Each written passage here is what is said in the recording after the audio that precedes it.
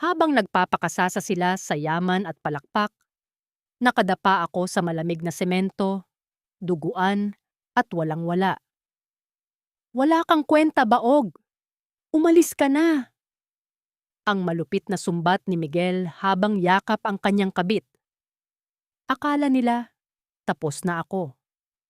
Ngunit mula sa putikan, babangon ako at titiyaking babawiin ang lahat.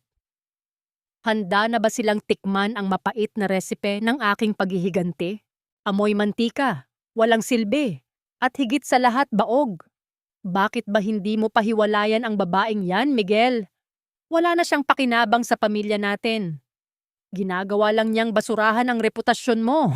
Sa labas ng bahagyang nakawang na pintuan na gawa sa makapal na kahoy ng master bedroom, nanigas sa kinatatayuan si Clara. Ang kanyang mga kamay na magaspang at puno ng kalyo dahil sa 7 taong walang patid na pagluluto para sa pamilya Santillan ay matinding nanginginig. Sa pagitan ng kanyang mga nanginginig na daliri ay mahigpit niyang hawak ang isang maliit at gusot na sobre. Sa loob nito ay ang larawan mula sa ultrasound, ang nag-iisang patunay ng buhay na umuusbong sa kanyang sinapupunan. Ang himalang akala niya ay bubuo sa pangarap nilang pamilya. Nasa kabilang bisig niya ang isang basket ng bagong lutong ensaymada na paborito ng kanyang asawa. Mainit-init pa at sadyang inihanda niya bilang sorpresa. Tila naging mapait na abo ang panlasa sa kanyang lalamunan. Ang init mula sa tinapay ay nanunuot sa basket, ngunit ang buong katawan ni Clara ay binalot ng malamig na yelo. Nawalan ng pakiramdam ang kanyang mga daliri, dahilan upang dahan-dahang dumulas ang sobre sa kanyang hawak.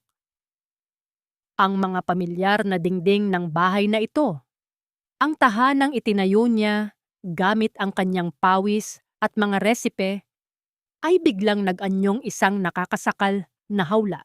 Saan ba ako nagkulang? Bakit ang pag-ibig na ibinigay ko ng buong buo ay sinuklian ng ganitong kalupitan? Lalong bumukas ang pinto. Ang matapang na amoy ng mamahaling French perfume ay mabilis na nilamon ang halimuyak ng kanyang dalang tinapay. Lumabas si Vanessa. Suot ng babae ang pulang bestidang gawa sa seda, ang mismong damit na pinag-ipunan ni Clara ng ilang buwan para ibigay bilang regalo sa anibersaryo nila ni Miguel. Nakasandal si Vanessa sa malapad na dibdib ng asawa ni Clara. May mapanuyang ngiti sa mga labi nang makita ang asawang legal na nakatayo sa pasilyo. "Oh, nandito pala ang asawa mo, babe. I think narinig niya lahat ng pinag-usapan natin." Malanding wika ni Vanessa habang marahang pinaglalaruan ang butones ng kamiseta ni Miguel. Humarap si Miguel nang walang kahit anong bahid ng pagsisisi o gulat. Malamig at walang emosyon ang kanyang mga mata habang nakatingin sa babaeng nag-alay ng buhay para sa kanya. Walang sabi-sabing inihagis niya ang isang pamilyar at mantsado ng mantika na kwaderno sa sahig. Ang banal na aklat ng mga resipe na pamana pa ng lola ni Clara. Gamit ang dulo ng kanyang paa, sinadya itong sipain ni Vanessa papunta sa hagdanan. "Mabuti naman at narinig mo, Clara. Makakapag-usap na tayo ng tapos." Malamig na utos ni Miguel habang naglalabas ng isang makapal na dokumento mula sa kanyang bulsa. "Pirmahan mo na ang annulment papers. Umalis ka na sa pamamahay ko ngayong gabi. Wala na tayong dapat pag-usapan." Kasabay ng mga salitang iyon ay ang paglabas ni Doña Carmen mula sa kabilang silid. Bit-bit ang mga lumang damit ni Clara na walang awang inihagis ng matanda sa sahig. Ang mga pira-pirasong tela ay nagkalat na parang basura sa paanan ni Clara. "Wala kang dadalhin kundi ang mga basahan mo. Ang kapal ng mukha mong mag-ilusyon na nababagay ka rito. You are nothing but a barren leech, Clara. Wala kang mabibigay na tagapagmana sa anak ko, kaya nararapat lang na palitan ka ng isang babaeng may tunay na uri." Mabagsik na sumbat ng kanyang biyenan habang pinandidirihan ang basket ng tinapay. Sinubukan ni Clara na magsalita, na ipagtanggol ang sarili at ipaalam ang daladala niyang himala. Lumuha siya ng tahimik at pilit na lumapit sa kanyang asawa, umaasang may matitira pang awa. Miguel, buntis ako. Nagbunga na ang panalangin natin. Anak natin ito. Isang malutong at mapangutyang halakhak ang isinukli ni Miguel. Ang kanyang muka ay nagdilim sa galit at pandidiri. Huwag mo akong daanin sa mga gawa-gawa mong kwento, Clara. 7 taon kang baog. Tapos ngayon sasabihin mong buntis ka para lang makapangikil ng pera at manatili rito. Umalis ka na. Walang atubiling hinawakan ni Miguel ang braso ni Clara ng mahigpit. Binaliwala niya ang pagmamakaawa ng asawa at ang panginginig nito. Kinaladkad niya si Clara pababa ng hagdan, patungo sa malaking pintuan sa harapan. Isang malakas na tulak ang nagpatumba kay Clara palabas ng bahay, kasabay ng walang awang pagbuhos ng malakas na ulan mula sa madilim na kalangitan. Bumagsak si Clara sa matigas at basang semento. Ang kanyang tiyan ay tumama sa matulis na gilid ng batong paso sa harapan ng bahay. Isang matalim at nakakapasong sakit ang pumunit sa kanyang sinapupunan. Hindi siya sumigaw. Ang pinakamatinding sakit ay laging walang tinig. Bumaluktot lamang siya sa gitna ng malamig na tubig, habang ang sariwa at maligamgam na dugo ay nagsimulang umagos at humalo sa ulan. Sa kabila ng panlalabo ng kanyang paningin, tahimik siyang umiyak. Kusa at mahigpit na niyakap ng kanyang nanginginig na mga braso ang kanyang dumudugong tiyan. Isang desperadong pagtatangka na protektahan ang inosenteng buhay na unti-unting nawawala. Sa mga huling segundo ng kanyang kamalayan, nakita niya ang resipe ng kanyang lola na nakabulagta sa putikan. Naapakan ng makintab na sapatos ni Miguel habang inihahagis palabas ang kanyang lumang maleta. Inabot niya ang kanyang nanginginig na kamay. Hindi para humingi ng tulong sa lalaking minahal niya, kundi para sagipin ang kwaderno ng kanyang pamilya. Subalit tumalikod na si Miguel. Ang mabigat na pintuang kahoy ay isinara ng buong lakas. Ikinulong si Clara sa labas ng bagyo at sa kadiliman ng pag-iisa. Ang malamig na ulan ay patuloy na bumubugbog sa kanyang lupaypay na katawan. Ang kanyang paningin ay unti-unting nilamon ng dilim, kasabay ng patuloy na pag-agos ng dugo mula sa kanyang sinapupunan.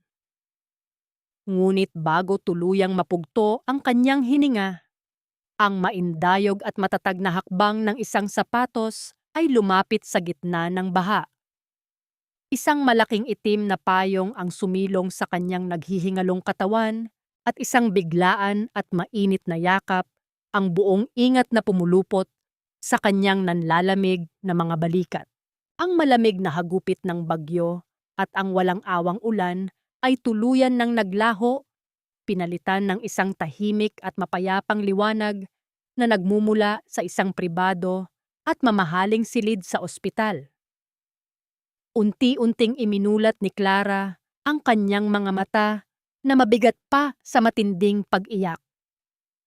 Sinalubong siya ng amoy ng malinis na mga kumot at gamot. Isang mundong napakalayo sa dumi at putik kung saan siya huling iniwan ng kanyang asawa.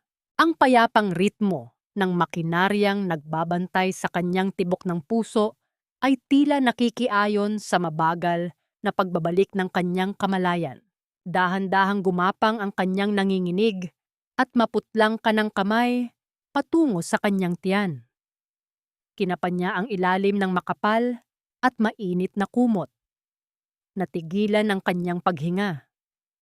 Wala na ang umbok ng pag-asa. Wala na ang munting pulso ng buhay na kanina lamang ay buong tapang niyang ipinaglalaban mula sa malupit na pagkakabagsak niya sa semento. Ang naiwan na lamang ay ang patag na ibabaw at ang nakakapasong katotohanan na, na nakuha na rin sa kanya ang kaisa-isang bagay na inaakala niyang magliligtas sa kanya.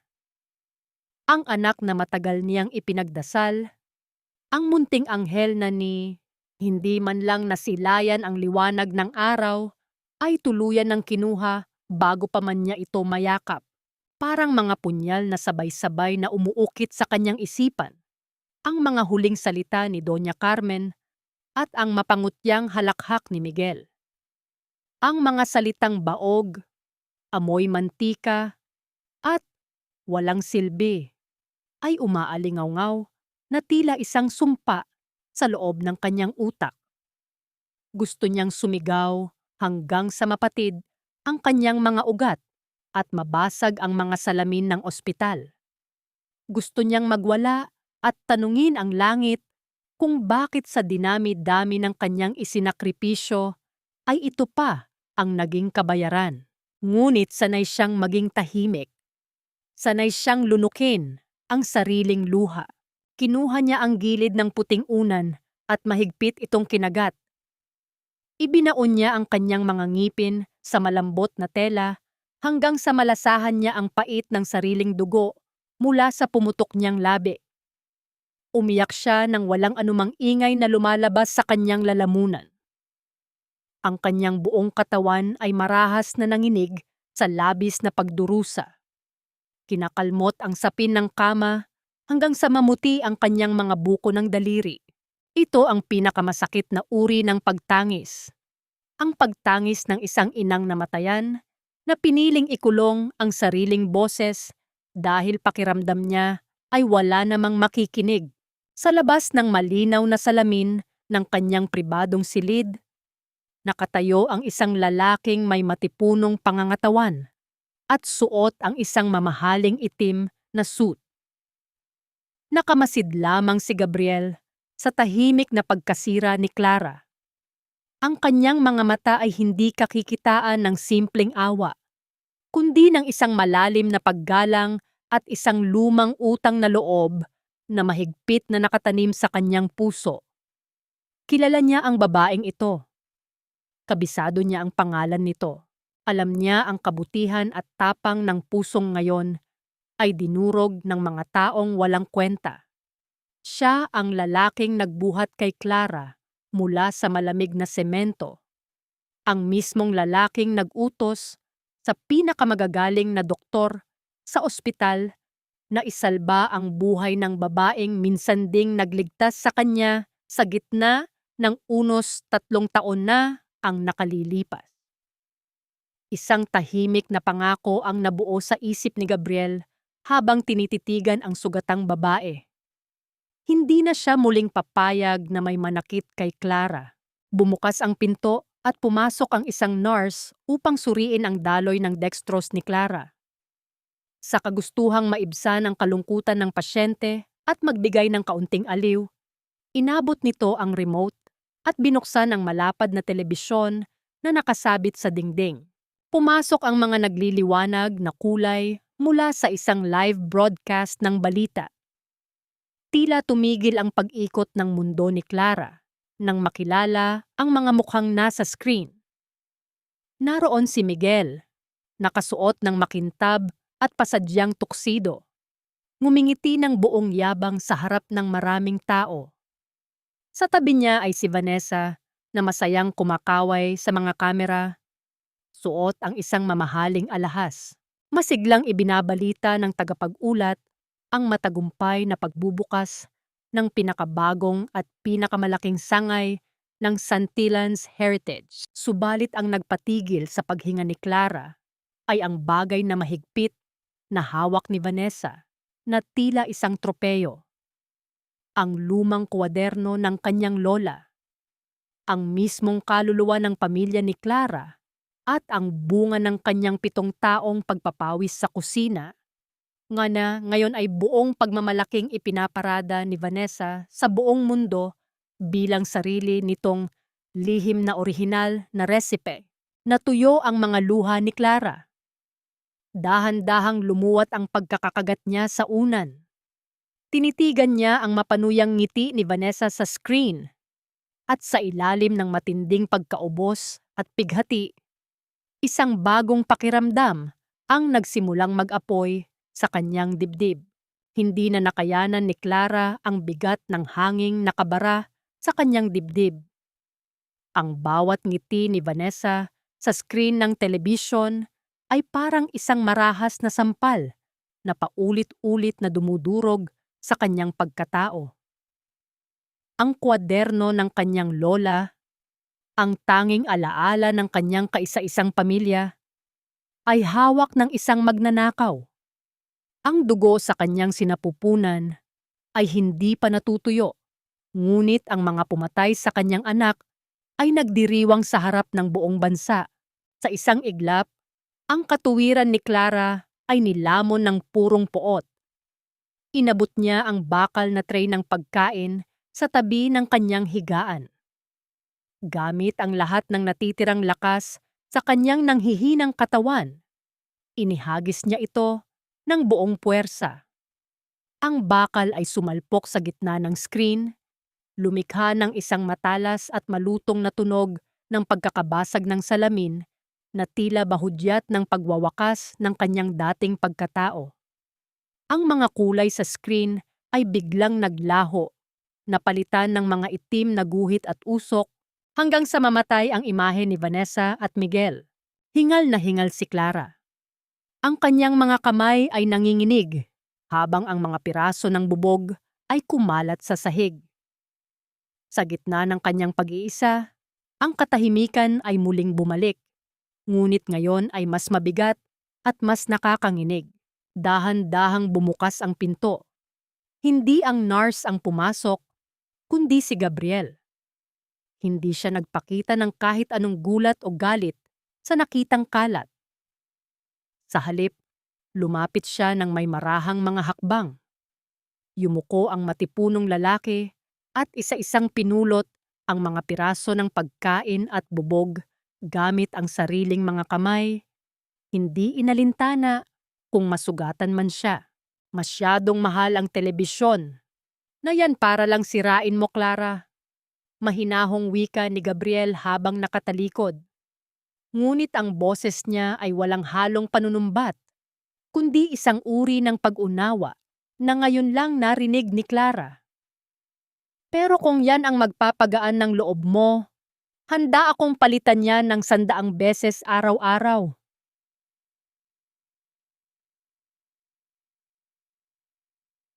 Tumingala si Clara. Ang kanyang mga mata ay puno ng pagtataka at hinala. Sino ka ba talaga? Bakit mo ginagawa ang lahat ng ito? Wala akong pambayad sa iyo. Wala na akong kahit ano. Tumayo si Gabriel at hinarap siya. Ang kanyang mga mata ay tila naglalakbay pabalik sa nakaraan. Isang gabi ng ulan, 3 taon na ang nakalilipas. Nawalan ako ng lahat. Ang kumpanya ko, ang tiwala ko sa tao, pati ang kagustuhan kong mabuhay. Gumuho ang mundo ko sa gitna ng kalsada. Isang babaeng naglalakad galing sa palengke ang nakakita sa akin. Hindi niya ako kilala, pero dinala niya ako sa ospital at ibinigay ang huling pera sa pitaka niya para lang matiyak na mabubuhay ako. Lumapit si Gabriel sa tabi ng higaan ni Clara at tinitigan siya ng diretso sa mga mata.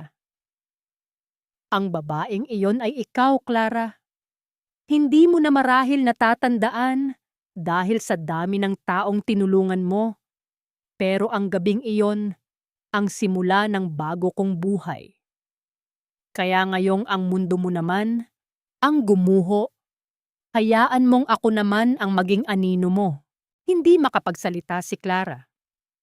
Ang maliit na kabutihang ginawa niya noon, na matagal na niyang kinalimutan, ay bumalik sa kanya sa paraang hindi niya inaasahan. Inabot ni Gabriel ang isang malaking paper bag na gawa sa mamahaling papel. Inilabas niya mula rito ang isang hanay ng mga damit, isang sutlang bestida na kulay asul, tila kulay ng langit pagkatapos ng bagyo. Hindi ka na mag-iisa ngayon, Clara. Mula sa araw na ito, hindi ka natatayo bilang biktima. Bulong ni Gabriel habang inilalagay ang mga bagong damit sa tabi niya. You are no longer the woman they stepped on.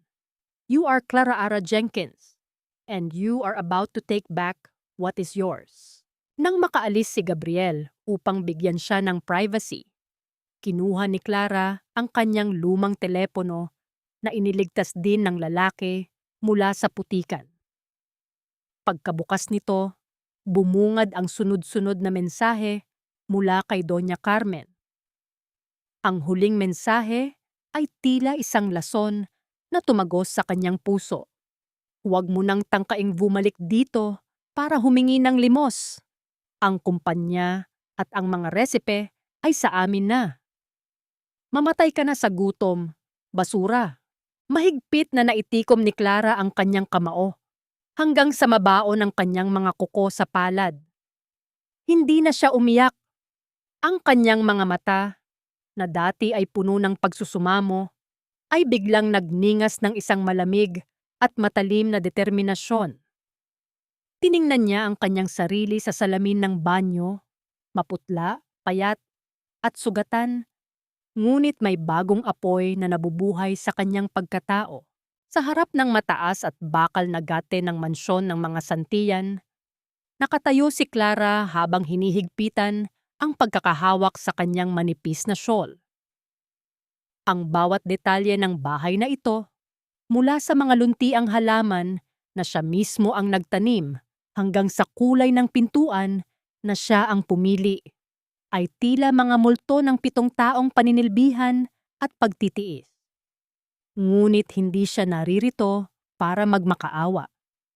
Naririto siya para sa huling piraso ng kanyang nakaraan na hindi niya maaaring iwan. Ang isang maliit na ukit na kahoy na kahon na naglalaman ng mga huling alaala ng kanyang yumaong ina. Hindi pa man siya nakakahakbang papasok sa bakuran, bumukas ang malaking pintuan at lumabas ang 2 babaeng nagpabilis sa tibok ng kanyang puso dahil sa galit. Si Doña Carmen, na may hawak na pamaypay at nakasuot ng makintab na perlas, at si Vanessa, na nakakapit sa braso ni Miguel na kasunod nilang lumabas. Anong ginagawa ng basurang ito rito? Ang boses ni Doña Carmen ay tila isang matalim na kuko na kumakalmot sa katahimikan ng hapon. Akala ko ba ay malinaw na ang pagkakalayas mo? Wala ka ng puwang sa pamilyang ito, Clara. Huwag mong dungisan ang aming gate ng iyong presensya. Nandito lang ako para sa kahon ng nanay ko. Mahinahong sagot ni Clara, bagaman ang kanyang mga tuhod ay tila bibigay na sa panginginig. Iyon lang ang kailangan ko, at hinding-hindi nyo na muling makikita ang mukha ko. Kay humalakhak si Vanessa, isang tunog na puno ng pangungutya. Ang kahon na yon, iyong luma at amoy amag na bagay? Itinaas ni Vanessa ang kanyang kamay, at doon nakita ni Clara ang ukit na kahon na hawak ng babae.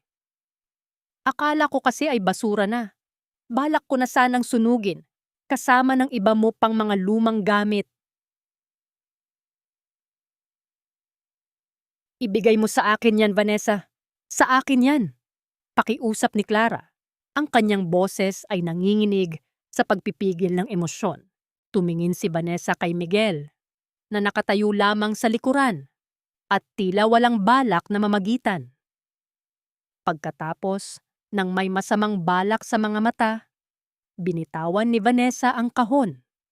Ang tunog ng pagbagsak ng matigas na kahoy sa semento ay umaling-aungaw sa paligid, kasunod ng tunog ng pagkabiyak ng takip nito. Nagkalat sa putikan ang mga lumang litrato at isang kupas na rosaryo. Oops, my bad. Nadulas ang kamay ko, sabi ni Vanessa habang nakatakip ang kamay sa kanyang bibig. Ngunit ang kanyang mga mata ay nagniningning sa tuwa. Napasinghap si Clara. Akmang lalapit siya para pulutin ang mga gamit ngunit hinarangan siya ni Miguel. Ang lalaking minahal niya ng higit sa sarili niya ay nakatingin sa kanya ng may halong inis at pagbabanta. Umalis ka na, Clara. Huwag ka nang gumawa ng eksena rito. Tinatakot mo si Vanessa. Sabi ni Miguel sa boses na tila ba si Clara ang nanggugulo sa kanila.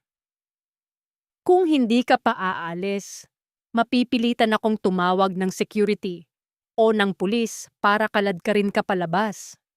You're trespassing. Sa sandaling iyon, tila may isang malakas na tunog ng pagkabasag sa loob ng puso ni Clara. Ngunit hindi iyon ang tunog ng pighati, kundi ang tunog ng huling kadena ng kanyang pagtitiis na tuluyan ng naputol. Tiningnan niya si Miguel, ang kanyang duwag at walang utang na loob na asawa.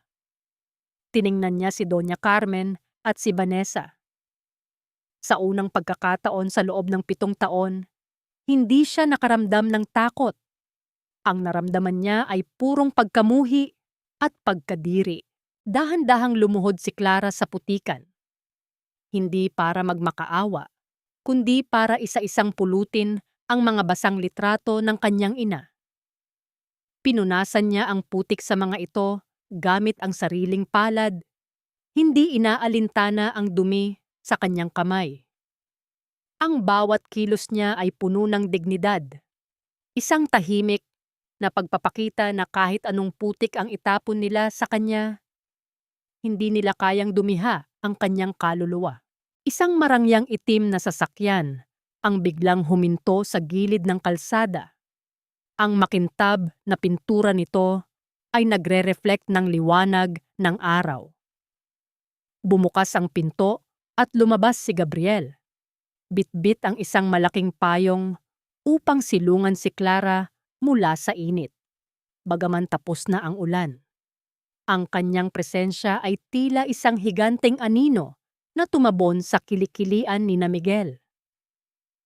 Tapos ka na ba rito, Clara? Tanong ni Gabriel sa isang baritono at awtoritadong boses na nagpatahimik sa lahat.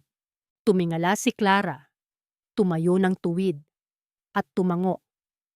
Hindi siya lumingon muli sa mansyon o sa mga taong nasa harap nito. Sumakay siya sa loob ng sasakyan na tila isang reyna na lumilisan sa isang lupang sinumpa. Habang umaandar ang sasakyan palayo, inabot ni Gabriel ang isang pulang folder kay Clara. Ang kapal nito ay tila naglalaman ng lahat ng sikreto at kasalanan ng pamilya Santillan. Gusto mo bang bawiin ang lahat, Clara?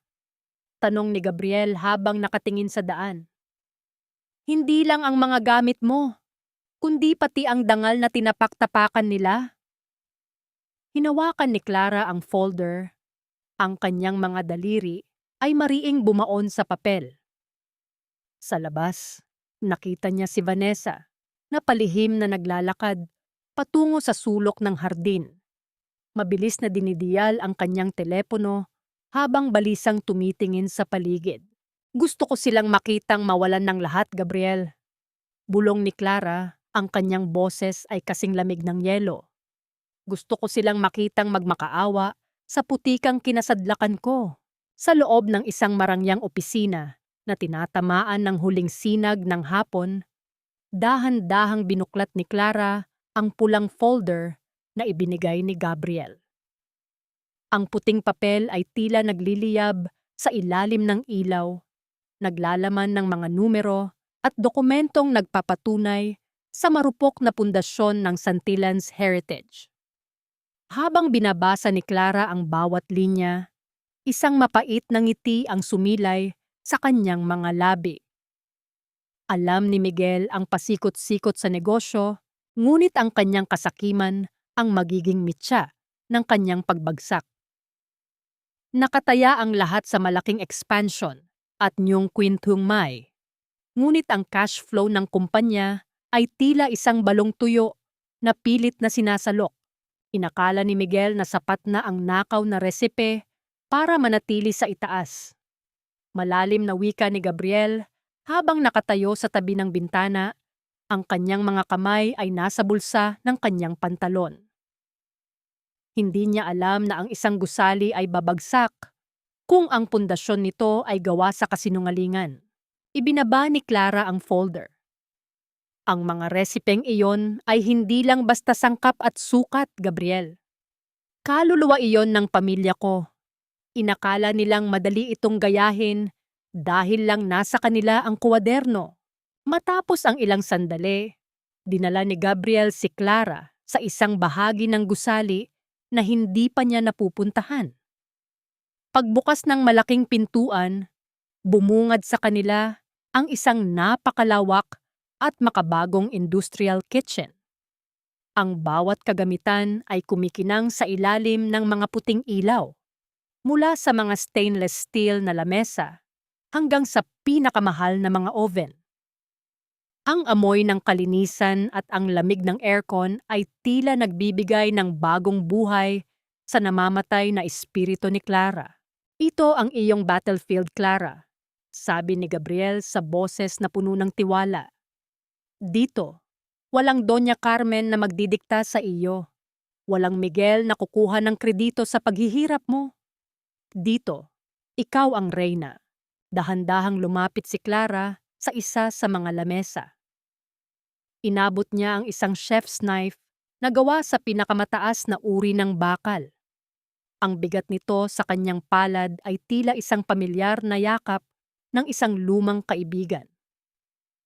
Sa loob ng 7 taon, ang kutsilyong ito ang naging katuwang niya sa bawat pait at tamis ng kanyang buhay.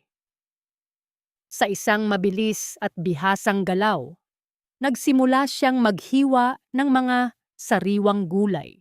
Ang tunog ng talim na tumatama sa kahoy na sangkalan ay lumikha ng isang ritmo ng katiyakan. Isang himig na matagal nang nawala sa kanyang buhay. Nagsimula siyang magluto. Ang bawat galaw ni Clara ay tila isang tula, puno ng sining at damdamin. Ibinuhos niya ang lahat ng kanyang pait, ang kanyang pangungulila sa kanyang anak at ang kanyang pangarap para sa bukas sa bawat sangkap na kanyang inilalagay sa kumukulong kaldero. Ang banyas ng apoy sa ilalim ng kawali ay tila sumasabay sa pintig ng kanyang puso. Nang matapos ang pagkain, isang mangkok ng mainit na sinigang na may kakaibang aroma ang inihain niya kay Gabriel.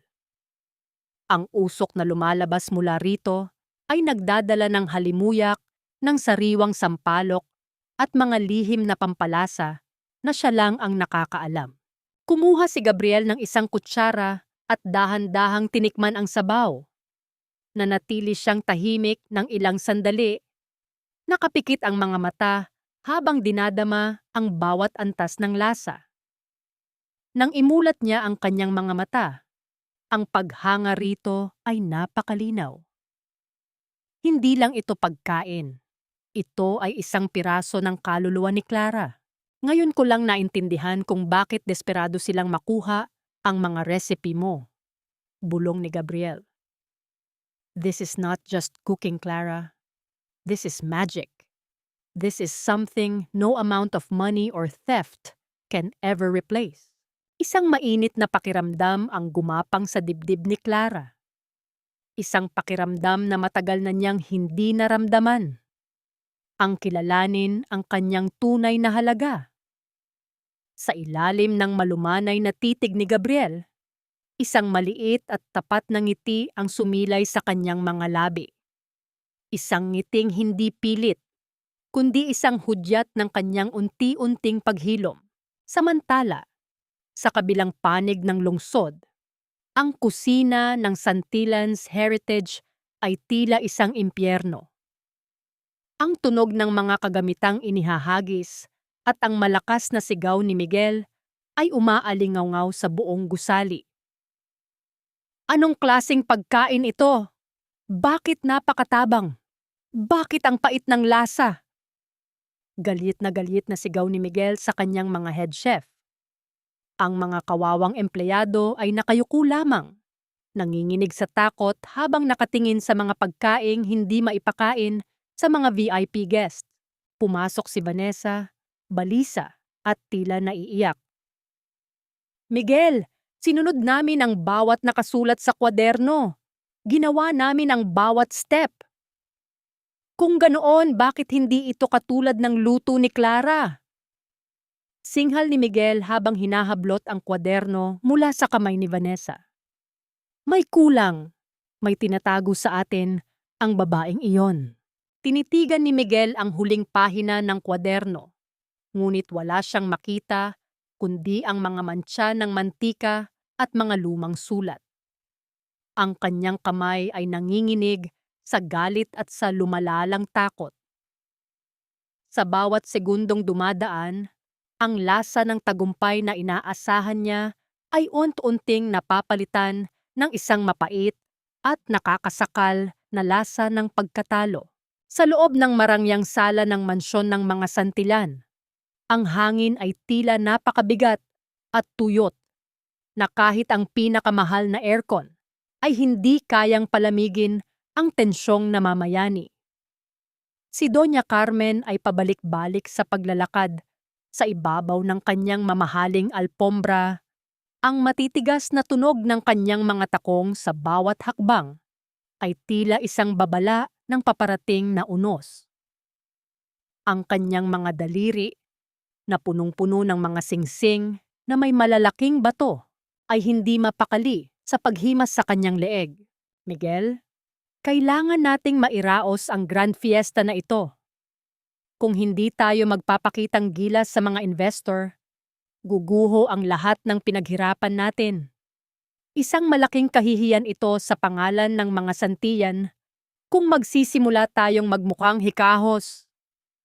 Ang nanginginig na tinig ng matanda habang pilit na inaayos ang kanyang buhok na tila ba ang ayos ng kanyang hitsura ay makapagliligtas sa kanilang bank account. Napahilot si Miguel sa kanyang sentido. Ang kanyang mukha ay halatang kulang sa tulog at puno ng pangamba. Alam ko, ma, pero halos lahat ng bangko ay tinatanggihan na ang loan natin.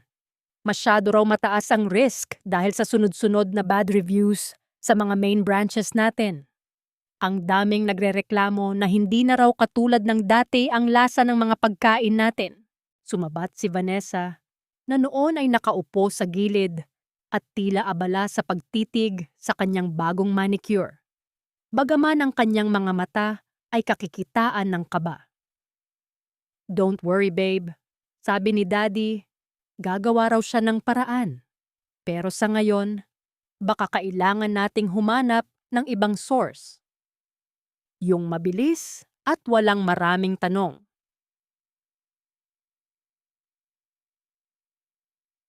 Ang totoo ay alam ni Vanessa na wala nang balak tumulong ang kanyang ama dahil sa mga kumakalat na balitang palubog na ang Santillan's heritage, ngunit kailangan niyang panatilihin ang kanyang imahe bilang isang tagapagligtas. Habang nagtatalo ang mga Santillan sa loob ng kanilang naghihingalong palasyo, si Gabriel at Clara ay nasa loob ng isang kontroladong silid sa isang mataas na gusali sa Makati. Sa harap ni Clara ay isang malapad na screen na nagpapakita ng real-time data ng bawat galaw sa stock market at mga ari-arian ng mga Santillan. Si Gabriel ay kalmado lamang na nakaupo, hawak ang isang tablet na naglalaman ng huling borador ng isang kasunduan mula sa isang kumpanyang nagngangalang Nexus Capital. Isang dummy corporation na siya mismo ang may-ari. Heto na ang pain, Clara. Mahinahong wika ni Gabriel habang inilalapag ang tablet sa mesa. Inalok na sila ng Nexus Capital ng isang loan na may halagang sapat para pondohan ang grand fiesta at bayaran ang lahat ng kanilang utang sa supplier. Ngunit ang bawat letra sa kasunduang ito ay isang bitag. Lumapit si Clara at tinitigan ang dokumento. Ang mga mata niya ay dahan-dahang naglakbay sa bawat terminong nakasulat sa pinakailalim ng papel, ang mga terminong sadyang itinago sa gitna ng mga teknikal na salita. Ang kondisyon ay malinaw. Kapag hindi sila nakapagbayad sa itinakdang petsa o kung mapatunayang ang mga asset na ginamit nilang collateral ay may bahid ng pandaraya o hindi orihinal, ang Nexus Capital ay may karapatang kumpiskahin ang lahat ng kanilang ari-arian sa loob lamang ng 24 oras. At dahil sa laki ng halagang kailangan nila, hinding-hindi nila babasahin ang maliliit na titik na yan. Dagdag ni Gabriel ng may isang malamig na ngiti. Ang kasakiman nila ang magtatakip sa kanilang mga mata. Makalipas ang ilang oras, dumating ang kinatawan ng Nexus Capital sa opisina ni Miguel. Ang tunog ng pagbukas ng folder at ang pagkiskis ng mamahaling fountain pen sa papel ay tila musika sa pandinig ni Miguel. Hindi na siya nag-atubili. Hindi na siya nagtanong sa kanyang abogado. Ang tanging nakikita niya ay ang maraming zero sa tseke na magliligtas sa kanya mula sa kahihiyan. Ang tunog ng pagpuyos ng tinta sa puting papel ay naging huling lagda ng kanyang sariling kamatayan sa mundo ng negosyo. Pirmahan mo na, Miguel! Isipin mo ang mga brilyanteng mabibili natin kapag naging nasyonal na ang Nyung Queen natin. Pag-uudyok ni Doña Carmen. Ang kanyang mga mata ay nanlilisik sa gutom sa yaman.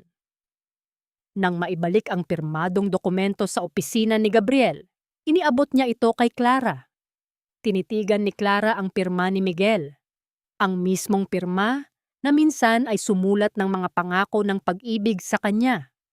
At ang mismong pirma na nagtaboy sa kanya sa kalsada. Nagsisimula na ang laro, Gabriel. Mahinang bulong ni Clara.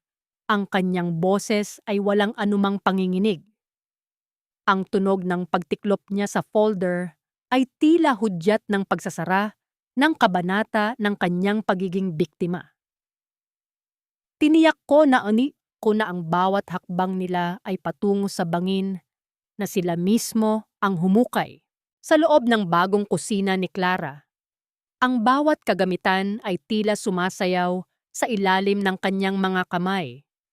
Ngunit sa likod ng masarap na aroma ng nilulutong sarsa, may isang lihim na hindi kailanman isinulat ni Clara sa kanyang kwaderno. Isang teknik na itinuro ng kanyang lola na siyang nagbibigay buhay at nagpapanatili sa sarap ng bawat putahe nang hindi nasisira. Ang lihim na sangkap ay wala sa mga nakasulat na salita. Gabriel. Mahinahong paliwanag ni Clara habang dahan-dahang hinahalo ang malapot na sarsa sa isang malaking kaldero. Ito ay nasa paggalaw ng kamay, sa tamang tempo ng apoy, at sa isang partikular na paraan ng pag-aatsara ng mga rekado na tanging ako lang ang nakakaalam. Kung wala ang huling hakbang na ito, ang lasa ay mag-iiba pagkalipas ng ilang oras at ang mga sangkap ay mabilis na hihulagpos sa kanilang kasariwaan. Nakatayo si Gabriel sa tabi niya. Hindi bilang isang makapangyarihang negosyante, kundi bilang isang lalaking tila nahihumaling sa bawat galaw ng babaeng nasa harap niya. Lumapit siya ng bahagya upang tulungan si Clara sa paghihiwa ng mga pulang sibuyas.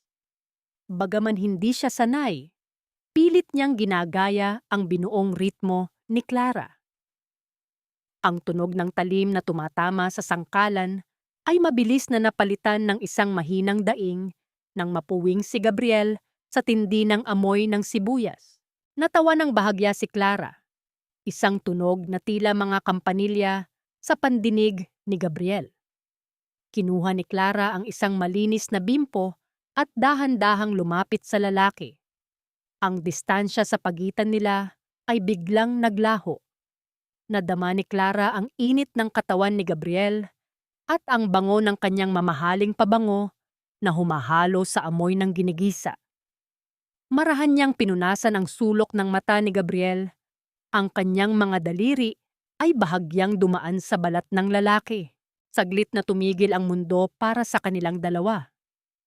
Ang init ng hininga ni Gabriel ay dumadampi sa noo ni Clara, at ang kuryenteng dulot ng kanilang pagkakalapit ay nagpatibok ng mabilis sa kanilang mga puso.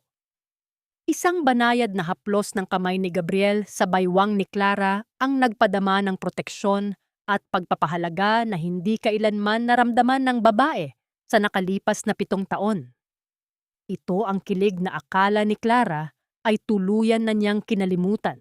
Ngunit habang namamayani ang kapayapaan sa kusina ni Clara, isang ganap na kabaligtaran ang nagaganap sa Santillan's Heritage. Bakit ganito ang amoy? Bakit tila amoy na panis na basura ang buong storage room natin?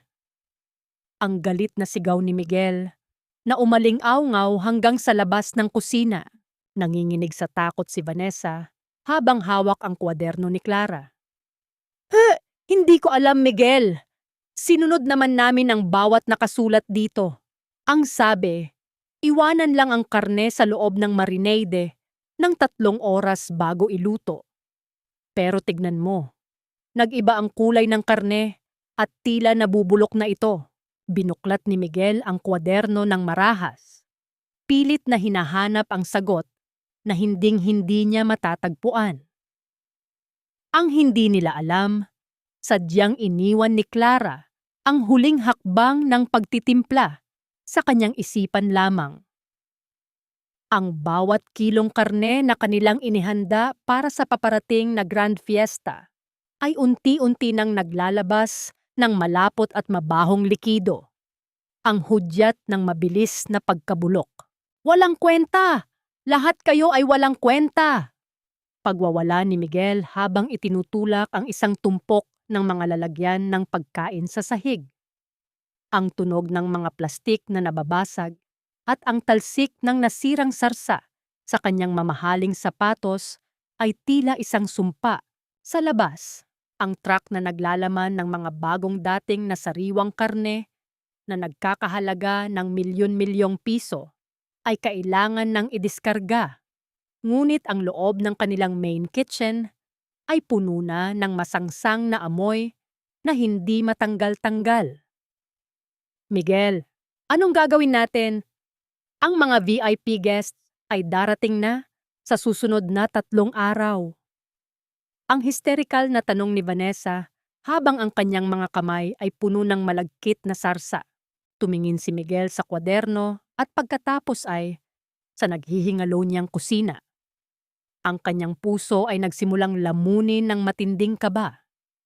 Ang milyon-milyong pisong halaga ng karne ay tuluyan ng nasira at ang bango ng tagumpay na kanyang pinapangarap ay mabilis na napapalitan ng amoy ng kamatayan ng kanyang negosyo. Akala niya ay sapat na ang ganda ni Vanessa para palitan ako, pero ngayon, ni hindi niya magawang alisin ang tingin sa babaeng itinapon niya sa putikan. Sa ilalim ng maliliwanag na ilaw ng pinaka-eksklusibong palengke ng mga sariwang sangkap sa lungsod, naglalakad si Clara ng may bagong uri ng katiyakan. Hindi na siya ang babaeng nakayuko habang namimili ng mga pinakamurang rekado para makatipid. Suot ang isang bestidang asul na gawa sa malambot na seda. Ang kanyang balat ay tila naglalabas ng sariling liwanag at ang bawat hakbang niya ay may indayog ng isang reyna. Sa tabi niya, si Gabriel ay tila isang matikas na bantay. Ang kanyang kamay ay protektadong nakapatong sa likod ni Clara habang tinutulungan itong pumili ng mga pinakaprimong baka at sariwang damo. Ang bango ng mga sariwang basil at mamahaling truffle ay biglang nabulabog ng isang pamilyar at nakakarinding boses. You? Anong ginagawa mo rito? Akala ko ba ay naghihikahos ka na sa kalsada? Huminto si Clara at dahan-dahang humarap. Naroon sina Miguel at Vanessa. Ngunit malayo sila sa imahe ng tagumpay na ipinakita nila sa telebisyon noong nakaraang gabi. Si Miguel ay mukhang pagod. Ang kanyang polo ay may mga mantsa ng pawis. at ang kanyang mga mata ay balisa. Si Vanessa naman ay mukhang iritado, pilit na tinatakpan ng makapal na makeup ang pangungulila sa tulog habang pilit na nakikipag-usap sa isang supplier na tila ayaw silang pagbigyan. Nanigas si Miguel sa kanyang kinatatayuan. Ang kanyang bibig ay bahagyang nakabukas habang tinititigan ang kanyang dating asawa. Hindi niya makilala ang Clara na nasa harap niya. Nawala ang amoy ng mantika at ang pagod sa mga mata nito. Ang nakikita niya ngayon ay isang Clara na nagliliyab sa ganda at kapangyarihan. Isang hiyas na tila mas nagniningning mula nang mawala sa kanyang mga kamay. Hindi ko alam na naging tambayan na rin pala ng mga basurero ang lugar na ito. Mapait na dugtong ni Vanessa nang mapansin ang titig ni Miguel kay Clara. Still trying to act rich, Clara? Kaninong bulsa ka naman sumasabit ngayon? Bago pa man makapagsalita si Clara, humakbang si Gabriel sa harapan. Ang kanyang presensya ay tila isang pader na nagpaliit sa pagkatao ni Miguel. She's not with just anyone, Vanessa. She's with me. At narito siya para bilhin ang mga sangkap na tila hindi na ninyo kayang bayaran dahil sa sunod-sunod na pagkabulok ng inyong mga stock. Namutla si Miguel. Ang tunog ng kanyang sariling mabilis na paghinga ay tila nakakarindi sa kanyang pandinig. Clara, paano mo nalaman? Hindi sumagot si Clara. Sa halip, lumapit siya ng bahagya kay Miguel, sapat na para maamoy ng lalaki ang banayad at mamahaling pabango na suot niya. Isang amoy na tila mas nakakalasing kaysa sa kahit anong luto niya noon. Tinitigan niya si Miguel ng diretso sa mga mata, hindi nang may galit, kundi nang may matinding awa. Isang uri ng awa na mas masakit pa kaysa sa isang sampal. Ang ganda ng suot mo, Vanessa. Malumanay na wika ni Clara habang tinitingnan ang bestida ng babae na bahagyang gusot na. Sayang lang at hindi kayang takpan ng mamahaling tela ang baho ng isang magnanakaw. Makaasta ka akala mo kung sino ka. Akmang susugod si Vanessa ngunit mabilis siyang hinawakan ni Miguel sa braso. Enough, Vanessa! Nakakahiya! Singhal ni Miguel. Ngunit ang kanyang mga mata ay nanatiling nakapako kay Clara. May isang matinding pagsisisi ang biglang gumapang sa kanyang dibdib. Isang pakiramdam na ngayon lang niya natanto kung gaano kalaki ang kanyang nawala nang itapon niya ang babaeng ito. Tara na, Clara. Marami pa tayong gagawin para sa grand opening ng bagong restaurant mo. Aya ni Gabriel habang marahang iniaakay si Clara palayo. Habang naglalakad sila palayo, naramdaman ni Clara ang nanunuot na titig ni Miguel sa kanyang likuran. Alam niyang sa sandaling iyon, ang rami ng lason na itinanim niya sa isip ni Miguel ay nagsisimula ng gumana. Pagdating sa kanilang bahay noong gabing iyon, hindi mapakali si Miguel. Nakaupo siya sa dilim ng kanilang sala habang tinitingnan si Vanessa na abala sa pagrereklamo tungkol sa mga supplier. Sa unang pagkakataon sa loob ng 7 taon, nakaramdam siya ng matinding pagkadiri sa babaeng katabi niya. Ang bawat salita ni Vanessa ay tila naging ingay na lang, habang ang imahe ng nagniningning na Clara ay paulit-ulit na sumasayaw sa kanyang alaala. Napansin ni Miguel ang isang bakas ng dumi sa sapatos ni Vanessa at ang paraan ng pagtaas ng boses nito. Bigla niyang naalala kung paano siya alagaan ni Clara, kung paano nito pinapanatiling tahimik at payapa ang kanyang mundo. Ang kaibahan ay napakasakit. Ang paghahambing ay tila isang lason na dahan-dahang pumapatay sa kanyang nararamdaman para sa kanyang kabit. Ang alingasaw sa loob ng kusina ng mga Santillan ay hindi na lamang amoy ng napanis na pagkain, kundi amoy na rin ng unti-unting pagkabulok ng kanilang pagsasama.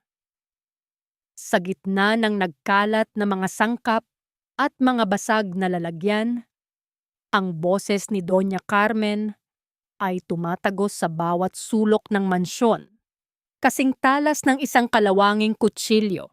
Walang kwenta! Isang malaking pagkakamali na pinatira kita rito, Vanessa. Isang malakas na sampal ang dumapo sa mapulang pisngi ni Vanessa. Ang tunog nito ay umalingaw-ngaw sa tahimik na silid. Ang marahas na puwersa ay nagdulot ng bahagyang pagkangiwi ng mukha ni Vanessa, dahilan upang magulo ang kanyang maayos na buhok. Inakala ko na ikaw ang magdadala ng swerte at yaman, pero masahol ka pa pala sa basurang itinapon namin. Ni hindi mo magawang makuha ang tamang lasa ng isang simpleng sarsa. Napatakip si Vanessa sa kanyang pisngi. Ang kanyang mga mata ay nanlilisik sa galit. Wala na ang mapagkunwariing tamis sa kanyang boses. Huwag mo akong masumbat-sumbatan. Matanda ka. Kung hindi dahil sa pamilya ko, matagal na kayong kinain ng mga utang ninyo. Ang anak mo ang failure. Si Miguel ang hindi marunong humawak ng tao. Kaya pati ang mga head chef ay nagsisialisan. Abat talagang sumasagot ka na. Akmang sasabunutan na ni Doña Carmen ang babae, ngunit mabilis na humarang si Miguel sa pagitan nila. Tama na! Nakakahiya kayo! Sigaw ni Miguel, ang kanyang boses ay puno ng pagod at desperasyon. Ang kanyang tuksedo ay lukot-lukot na, at ang kanyang mga mata ay tila lubog na sa sobrang stress. Ma, Vanessa, tumigil na kayo. Kailangan nating ayusin ang problema sa Grand Fiesta. Hindi ang magsakalan dito. Ayusin? Halakak ni Vanessa, isang tunog na puno ng lason.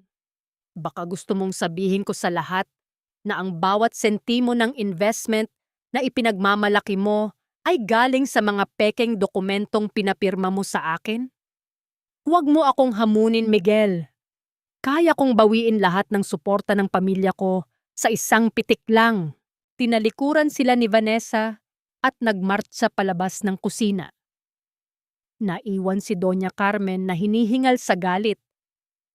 Kahit sa gitna ng kahihiyang iyon, kinuha ng matanda ang kanyang suklay mula sa bulsa at marahang inayos ang kanyang nagulong buhok. Kinuha rin niya ang isang maliit na bote ng mamahaling pabango at marahas na isminisper sa kanyang paligid, pilit na itinatago ang masangsang na amoy ng kusina at ang amoy ng sarili niyang pagkatalo. Isang huling tingin ng pandidiri ang ipinukol niya kay Miguel bago siya lumisan. Naiwan si Miguel sa gitna ng kadiliman ng kanyang opisina. Ang tanging liwanag ay nagmumula sa screen ng kanyang telepono. Binuksan niya ang kanyang contacts at matagal na tinitigan ang pangalan ni Clara. Sa gitna ng kaguluhan, ang tanging naisip niya ay ang katahimikan at ang kasarapan ng pagkaing inihahain ni Clara noon. Gamit ang nanginginig na mga daliri, nag-type siya ng isang mensahe. Clara, alam kong nagkamali ako. Pero para sa 7 taon nating pagsasama, pakiusap. Ibigay mo lang sa akin ang tamang timpla para sa marinade ng baka. Malulugi ang kumpanya, Clara. Maawa ka kay Mama. Sa kabilang bahagi ng lungsod, sa loob ng isang tahimik na restaurant na puno ng halimuyak ng mga sariwang bulaklak, kumakain si Clara kasama si Gabriel. Narinig niya ang mahinang pagtunog ng kanyang telepono sa ibabaw ng mesa. Dahan-dahan niyang kinuha ang device at binasa ang mensahe. Isang manipis at malamig na ngiti ang sumilay sa kanyang mga labi. Isang ngiting walang bakas ng awa. Hindi man lang siya nag-atubili. Sa isang mabilis na pindot, binura niya ang mensahe at tuluyang blinok ang numero ni Miguel. Inilapag niya ang telepono ng nakataob at nagpatuloy sa pagkain. Tila walang anumang nangyari. May problema ba? Tanong ni Gabriel nang may pag-aalala. Wala, Gabriel. Isang ingay lang mula sa nakaraan na hindi na nararapat pakinggan. Sagot ni Clara habang nakatingin ng diretso sa mga mata ng lalaki. Habang nagpapakasarap si Clara sa kanyang kalayaan, si Miguel naman ay gumagawa ng isang hakbang na hinding-hindi niya mababaligtad. Dahil sa pagtanggi ni Vanessa na magbigay ng karagdagang pondo, kinuha ni Miguel ang susi ng safe ng kanyang ina. Mula roon, nilabas niya ang orihinal na titulo ng kanilang mansyon. Sa ilalim ng madilim na ilaw ng isang lampara, hinarap ni Miguel ang isang lalaking may madilim na aura. Isang kilalang usurero sa lungsod. Ang tunog ng pagpuyos ng pulang tinta mula sa isang stamp pad ay tila isang hatol ng kamatayan. Isang malakas na tunog ng pagtatak ang umaling aungaw nang idikit ni Miguel ang selyo sa mga dokumento ng pagsasanla. Isinakripisyo niya ang huling tahanan ng kanyang ina para sa isang pangarap na matagal nang gumuho.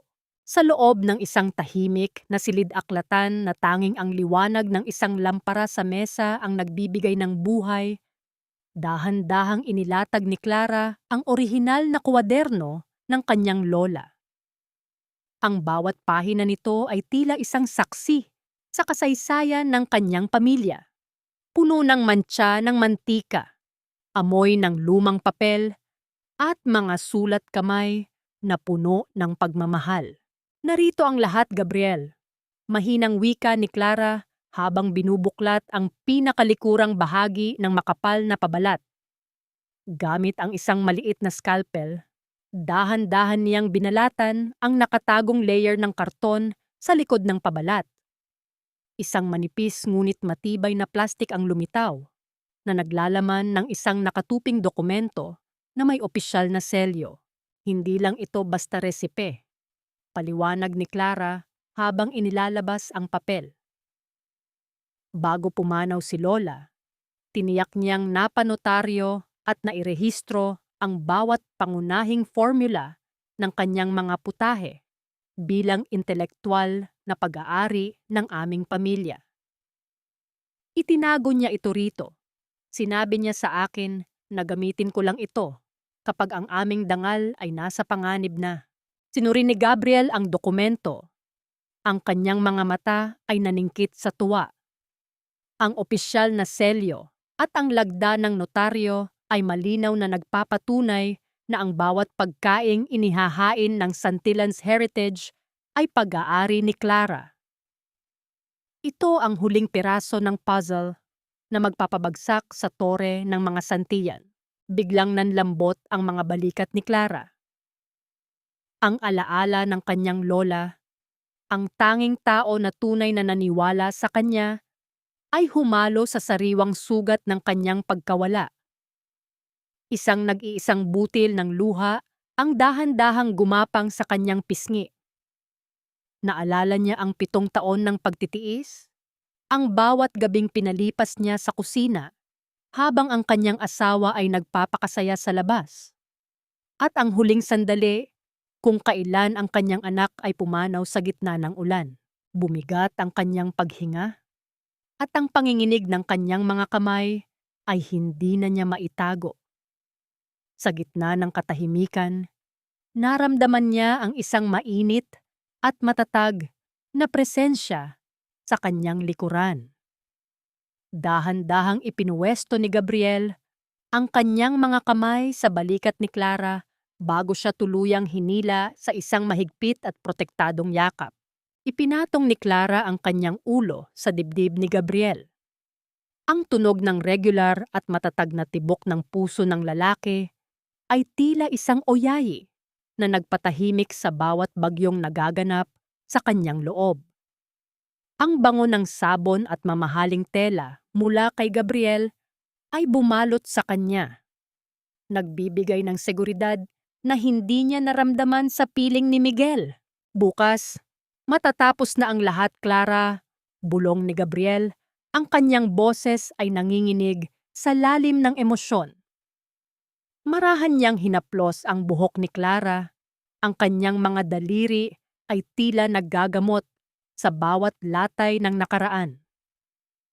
Hindi mo na kailangang matakot. Mula sa araw na ito, ang bawat hakbang mo ay magiging patungo sa liwanag. Nanatili silang ganoon ng matagal.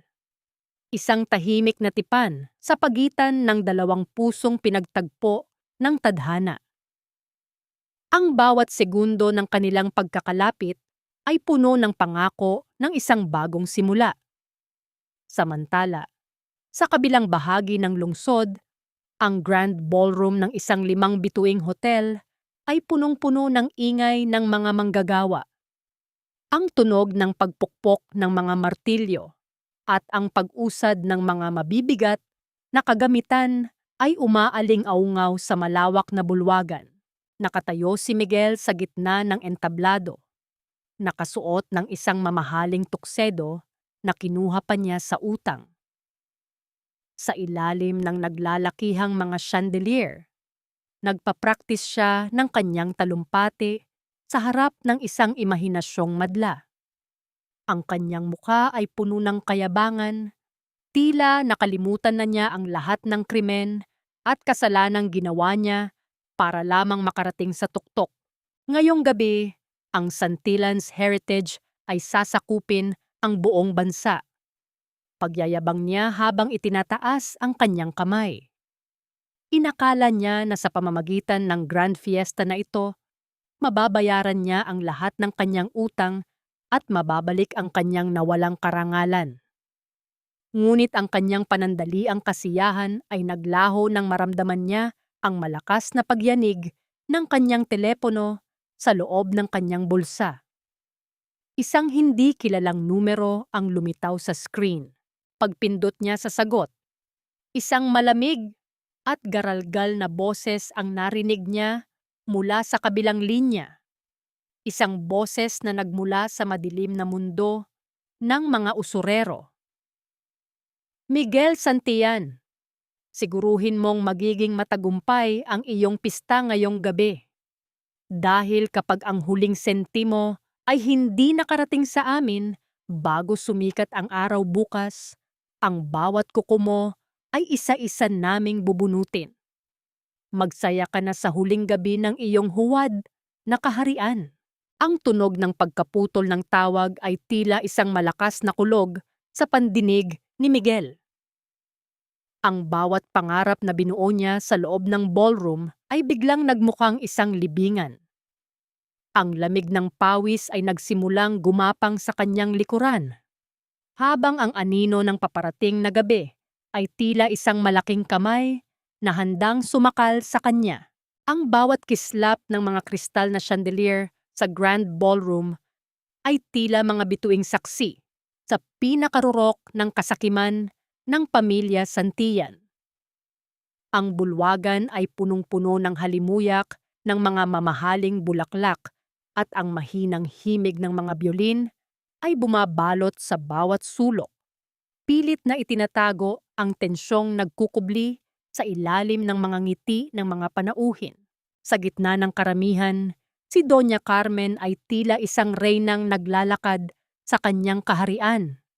Ang kanyang leeg at mga braso ay punong-puno ng mga diamante at ginto, na tila ba ang bawat kislap nito ay makapagtatakpan sa mga utang na unti-unting lumalamon sa kanilang pangalan. Ngumingiti siya sa bawat alkalde at negosyanteng dumadaan, ngunit ang kanyang mga mata ay tila mga calculator na mabilis na nagbibilang kung magkano ang maibubulsa nila mula sa mga potensyal na nyungkwen. Welcome to the future of Philippine cuisine. Ang masiglang bati ni Doña Carmen sa isang grupo ng mga dayuhang investor. Habang ang kanyang kamay ay marahang humahaplos sa kanyang perlas. Ang aming pamilya ay 7 dekada nang nag-aalaga sa mga resepeng ito. Ngayong gabi, Titikman ninyo ang bunga ng aming tradisyon. Sa itaas ng entablado, nakatayo si Miguel at Vanessa. Magkahawak kamay sa ilalim ng matitinding spotlight. Si Miguel ay mukhang matagumpay sa kanyang tuksedo, bagaman ang lamig ng kanyang pawis ay nanunuot na sa kanyang kamiseta. Si Vanessa naman ay nakasuot ng isang makinang na bestida. Ang kanyang mukha ay puno ng kayabangan habang ipinapakita sa screen ang kanyang mga larawan sa kusina. Mga larawang sadyang kinuha para magmukha siyang dalubhasa sa pagluluto. Maraming salamat sa inyong lahat. Ang simula ng talumpati ni Miguel, ang kanyang boses ay umaaling-awngaw. Awngaw sa buong ballroom sa tulong ng mga makabagong speaker. Ang Santillan's heritage ay hindi lang basta negosyo. Ito ay pag-ibig. Ang bawat putahe na titikman ninyo ngayong gabi ay personal na binuo at ginawa sa ilalim ng paggabay ni Vanessa, ang aming bagong muse ng kusina. Isang malakas na palakpakan ang sumunod. Ngunit kasabay nito ay ang pagsisimula ng serye ng mga serbidor na may dalang malalaking pilak na tray. Inihain ang kanilang signature dish, ang karne ng bakang inatsara sa lihim na sarsa. Habang nagsisimulang kumain ang mga panauhin, ang katahimikan ng pagtikim ay mabilis na napalitan ng mga bulungan. Isang kilalang kritiko sa pagkain, si Don Tiburcio, ang dahan-dahang kumuha ng isang hiwa ng karne. Pagkapasok nito sa kanyang bibig, biglang nagbago ang kanyang anyo. Ang kanyang mga kilay ay nagsalubong at ang kanyang mukha ay namula. Hindi na niya nahintay na malunok ang pagkain. Kumuha siya ng isang puting napkin at doon niya iniluwa ang lahat. Ano ito? Ang malakas na tanong ni Don Tiburcio na narinig ng mga katabing mesa. Ang karne ay tila baha ng asin at may kakaibang asm na tila ba nanggagaling sa nabubulok na sangkap. Ito ba ang heritage na ipinagmamalaki ninyo? Tila isang domino na bumagsak ang reaksyon sa buong ballroom. Ang mga panauhin ay nagsimulang magbaba ng kanilang mga kubyertos. Ang tunog ng mga bakal na tumatama sa porselana ay naging mabilis at magulo. Ang ilang mga VIP ay nagsimulang uminom ng mabilis ng tubig para maalis ang mapait at malapot na lasa sa kanilang lalamunan. Namutla si Doña Carmen.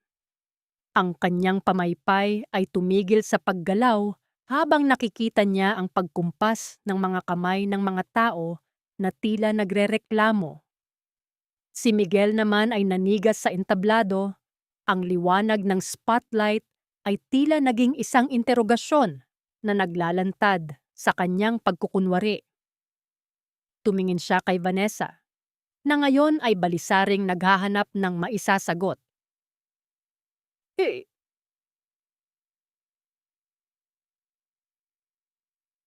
Hindi maaari. Bulong ni Miguel. Ang kanyang boses ay bahagyang nangangatog. Sinunod namin ang bawat step. Bakit ganito? Sa gitna ng lumalalang kaguluhan at ang tunog ng mga nadidismayang bulungan, isang malakas na tunog ng pagbukas ng malaking pintuan sa dulo ng ballroom ang nagpatigil sa lahat. Ang mga mabibigat na pintuang kahoy ay bumukas ng sabay. Lumikha ng isang malakas na hangin na pumasok sa loob. Ang lahat ng mata ay napalingon sa direksyong iyon. Isang figura ang nakatayo sa gitna ng liwanag na nagmumula sa pasilyo.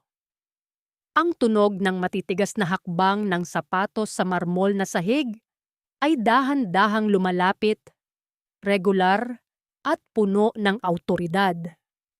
Tila isang hudyat na ang tunay na may-ari ng gabing ito ay dumating na para maningil. Ang tunog ng bawat hakbang ni Clara sa marmol na sahig ay tila isang hatol ng kamatayan para sa katahimikan ng buong bulwagan. Hindi na siya ang Clara na lumisan ng sugatan at duguan sa ilalim ng ulan. Ngayong gabi, suot niya ang isang matingkad na pulang bestida na tila naglalaboy ng apoy sa gitna ng karamihan. Ang kanyang buhok ay maayos na nakaayos pataas. Inilalantad ang kanyang mahabang leeg at ang mukhang puno ng awtoridad at kapayapaan. Sa likuran niya, si Gabriel ay naglalakad ng may matatag na tindig. Kasunod ang isang hanay ng mga lalaking nakasuot ng barong at may hawak na mga briefcase, tila isang hukbo ng katarungan. Nabitiwan ni Doña Carmen ang kanyang baso ng pulang alak.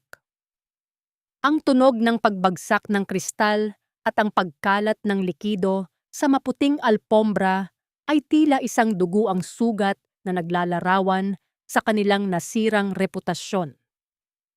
Nanigas ang matanda, ang kanyang mga kamay ay nanginginig habang nakatingin sa babaeng inakala niyang tuluyan na niyang nabaon sa limot. Clara? Ang nauutal na sambit ni Miguel mula sa entablado. Ang kanyang boses ay nanginginig. At ang mikropono sa kanyang kamay ay naglabas ng isang matinis at nakakarinding tunog ng feedback na nagpatakip sa tainga ng mga panauhin. Nagising ang diwa ni Vanessa mula sa pagkagulat at mabilis na napalitan ito ng matinding galit. Guard! Guard! Bakit niyo pinapasok ang babaeng ito? Paalisin niyo siya! This is a private event! Wala kang karapatang pumunta rito, Clara! Sigaw ni Vanessa habang ang kanyang mukha ay namumula sa sobrang pagkahiya at puot. Hindi man lang kumurap si Clara. Nagpatuloy siya sa paglalakad, dumaan sa gitna ng nagkalat na pulang alak sa sahig nang hindi tinitingnan ang duming idinulot nito sa paligid. Ang kanyang tingin ay nakapako lamang sa entablado, sa mga taong kumuha ng lahat sa kanya. Umakyat si Clara sa mga hagdan ng entablado nang may dahan-dahan ngunit tiyak na mga galaw. Nang makarating siya sa itaas, hinarap niya si Vanessa. Sa isang mabilis na kilos, inagaw ni Clara ang mikropono mula sa kamay ni Miguel. Ang puwersa ng kanyang pagkakahawak ay nagpatahimik sa lalaki. Hindi ako narito bilang isang panauhin, Vanessa. Ang boses ni Clara ay umalingaw-ngaw sa bawat sulok ng ballroom. Malakas, malinaw, at puno ng paninindigan. At lalong hindi ako narito para makigulo sa inyong huwad na pista. Narito ako dahil oras na para malaman ng lahat ang katotohanan. Tumingin si Clara sa madla, sa mga investor na kanina lang ay nag-aalinlangan sa lasa ng pagkain, at sa mga mamamahayag na handang kumuha ng bawat detalye. Ang bawat putaheng inihain sa inyo ngayong gabi. Ang bawat resipeng ipinagmamalaki ng pamilya Santillan ay hindi sa kanila. Ang mga ito ay ninakaw mula sa akin, mula sa aking pamilya, at mula sa 7 taon ng aking dugo at pawis. Deklara ni Clara. At ngayong gabi, hindi lang ang aking mga resipe ang babawiin ko. Narito ako para bawiin ang bawat sentimong ninakaw ninyo sa aking dangal. Sinungaling! Sigaw ni Doña Carmen mula sa ibaba. Ang kanyang boses ay garalgal na sa takot. Wala kang ebidensya. Pinalayas ka namin dahil wala kang kwenta. Ngumiti si Clara. Isang malamig na ngiti na nagpapatindig, balahibo. Ang ebidensya ay hindi nakukuha sa pagsigaw, Doña Carmen. Lumingon si Clara kay Gabriel at nagbigay ng isang maliit na tango. Lumapit si Gabriel sa gitna ng entablado. Bitbit ang isang makapal na folder. Sa harap ng lahat, kinuha ni Gabriel ang mga dokumento at nang walang pasintabi ay malakas na inihagis ang mga ito sa harapan ni Miguel. Ang tunog ng mga papel na humahampas sa sahig at nagkakalat sa paanan ng lalaki ay tila tunog ng mga sampal na paulit-ulit na dumadapo sa mukha ni Miguel sa harap ng buong mundo. Ang bawat segundo ng katahimikan sa loob ng bulwagan ay tila isang bumibigat na pasanin para kay Miguel habang nakatitig sa mga dokumentong nagkalat sa kanyang paanan. Sa hudyat ni Gabriel, ang dambuhalang screen sa likuran ng entablado na kanina lang ay nagpapakita ng mga mapagpanggap na larawan ni Vanessa, ay biglang kumislap at nagbago. Ang buong ballroom ay napasinghap nang lumitaw sa screen ang malinaw at malalaking kopya ng mga notarized copyright documents. Makikita roon ang mga orihinal na pahina ng kwaderno ng lola ni Clara, kasama ang mga opisyal na selyo at lagda na may petsang mas maaga pa kaysa sa pagkakatatag ng Santillan's heritage. Ang bawat lihim na formula at ang sining ng pagtitimpla ay malinaw na nakapangalan kay Clara Ara Jenkins. Ang bawat subo ng pagkaing inihain ninyo ngayong gabi ay isang krimen. Ang boses ni Clara ay malamig na humiwa sa hangin. Ang kumpanyang ito ay itinayo sa pundasyon ng pagnanakaw. Inakala ninyo na sapat na ang makuha ang kwaderno, ngunit hindi ninyo alam na ang bawat letra roon ay may proteksyon ng batas. Hindi yan totoo. Inimbento mo lang ang mga papel na yan. Hysterical na sigaw ni Vanessa habang sinusubukang abutin ang mikropono. Ngunit mabilis siyang naharangan ng mga bodyguard ni Gabriel. Ang kanyang mukha ay naging parang isang maskara ng takot at puot, habang ang pawis ay nagpabura sa kanyang mamahaling make-up. Humakbang si Gabriel sa gitna. Ang kanyang boses ay kalmado, ngunit may dalang bigat ng isang paparating na hatol. Hindi lang pandaraya sa intellectual property ang usapin dito, Miguel. Naalala mo ba ang Nexus Capital? Ang kumpanyang nagbigay sa iyo ng huling hininga ng pondo para sa pistang ito? Tumingin si Miguel kay Gabriel. Ang kanyang mga mata ay nanlalaki sa unti-unting pagkakakonekta ng mga pangyayari. Anong kinalaman mo sa Nexus Capital? Ako ang Nexus Capital, Miguel. Ang maikling sagot ni Gabriel na tila isang malakas na dagok sa dibdib ng lalaki. At dahil sa paglabag mo sa Clause 17 ng ating kasunduan, ang paggamit ng mga nakaw na asset bilang collateral, ang lahat ng ari-arian ng Santillan's heritage, kasama ang bawat sangay nito, ay formal ng kinukumpiska ng aking kumpanya sa mismong oras na ito. Isang malakas na ingay ng pagkabigla ang nagmula sa mga panauhin. Ang mga investor ay mabilis na nagtayuan, ang ilan ay nagmamadaling lumisan upang hindi madamay sa iskandalo, habang ang mga mamamahayag ay wawalang tigil sa pagkuha ng mga larawan ng naghihingalong pamilya Santillan. Nanginig ang buong katawan ni Miguel. Ang lakas na nagpapatayo sa kanya sa entablado ay tila biglang naglaho.